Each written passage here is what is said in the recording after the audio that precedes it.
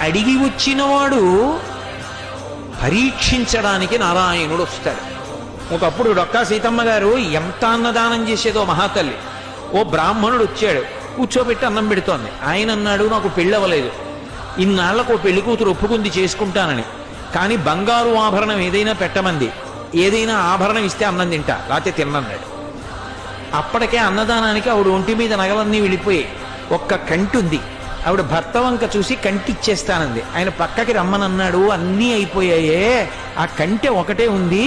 ధూర్త బ్రాహ్మణుడు అన్నం పెడితే బంగారం అడుగుతున్నాడు, ఇవ్వకు, తినకపోతే పోతాడన్నాడు. తప్పు. అతిథి విష్ణుస్వరూపం, అభ్యాగతి స్వయం విష్ణు. కాబట్టి ఆయనకి అన్నం పెట్టినప్పుడు బంగారం ఇచ్చేస్తాను. ఏమవుతుంది? పెళ్లి చేసుకుంటాడు, మంచిదేగా. కంటె ఒంటి మీద ఉంటే ఏమవుతుంది? శాశ్వతమా? పుణ్యం శాశ్వతం, ఇస్తానంది, నీ ఇష్టం ఈ అన్నాడు. కంటె తీసి ఇచ్చింది. ఆ కంటె తీసుకెళ్లి అరిటా కింద పెట్టి ఆయన అన్నం తినేశాడు సంతోషంగా. ఉత్తరాపోసనం పట్టాడు, చేయగడుక్కోవడానికి బయటికి వెళ్ళాడు. ఊరంతా కలిపి ఎంత ఉంటుంది ఆ గన్నవరం.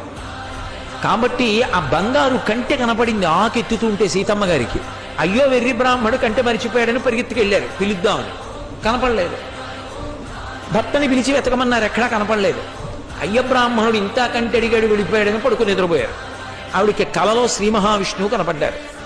సీతమ్మ, ఇంతమందికి అన్నం పెడుతున్నావే, ఒక్కసారి నీ చేతి అన్నం తినాలనిపించిందమ్మా, బ్రాహ్మణ రూపంలో వచ్చాను. అభ్యాగతిని కదూ పరీక్షించాలని కంటె అడిగాను, ఇచ్చేశావమ్మా. చాలు తల్లి, మురిసిపోయాను. నీ ఒంటి మీద నగలైపోయాయని బెంగ పెట్టుకుంటున్నావా? ఇంతకింత బంగారం నేను ఇస్తాలే అమ్మా అని ఆవిడ లేచి భర్తకి చెప్పింది కళ. ఎప్పుడు దున్నే పొలమే. ఆయన పొలానికి వెళ్ళారు. సాయంకాలం వచ్చేసే ముందు ఏదో గొప్పు తవ్వుతున్నారు. ఖంగుల శబ్దం వచ్చింది. కొంచెం మట్టి తీసి చూశారు. ప్రదోష వేళ బిందె కనపడింది. ఉత్తరీయంలో మూట కట్టి ఇంటికి తీసుకొచ్చి మూత విప్పి చూశారు.